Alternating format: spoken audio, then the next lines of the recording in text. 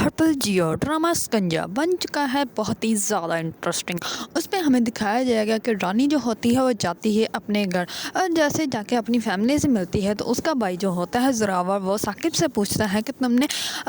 जो तुम्हारे ऑफिस में वो सिलसिला चल रहा था, तुम्हारे ऊपर केस होने वाला था, तो उसका क्या बना। इस पर साकिब अभी बोलने ही लगता है तो रानी जल्दी से बोल पड़ती है और वो कहती है कि भाई अब आपको उस बात का क्या ख्याल आया, वो तो क्लियर हो गया था ना। इस पर वो साकिब को बोलने ही नहीं देती और साकिब जो होता है वो भी खामोश हो जाता है।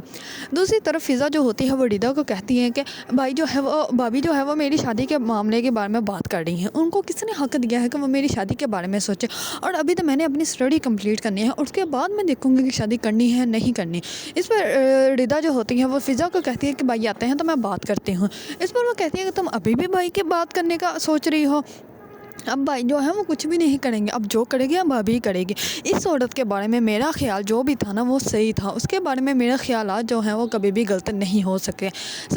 दूसरी तरफ रानी जो होती है वो अपनी वालदा से बात कर रही होती है कि मेरे मोहल्ले में एक आंटी है जो कि रिश्ते करवाती है, तो मैंने उसको कहा है कि वो फ़िज़ा का रिश्ता ढूंढे, जल्द से जल्द फ़िज़ा जो है वो अपने घर की हो जाए, इससे पहले कि आपके बेटे के सर के ऊपर फ़िज़ा की मोहब्बत का भूत सवार हो जाए। ये सारी बातें जो होती हैं वो रानी का भाई सुन लेता है और रानी के जाने के बाद वो अपनी वालदा को कहता है कि रानी के मामले में जब मैंने इंटरफेयर नहीं किया तो उसको भी किसी ने हक़ नहीं दिया कि वो मेरे मामले में इंटरफेयर करे। अगर मैं किसी को पसंद करता हूँ तो मैं उसी से शादी करूँगा। जब रानी ने अपनी मर्ज़ी की है तो मेरी ज़िंदगी में उसको दखल देने की कोई ज़रूरत नहीं। इस पर उसकी वालदा जो होती है वो खामोश हो जाती है और उसकी वालदा जो है वो अब रानी को ज़रूर बताएगी, क्योंकि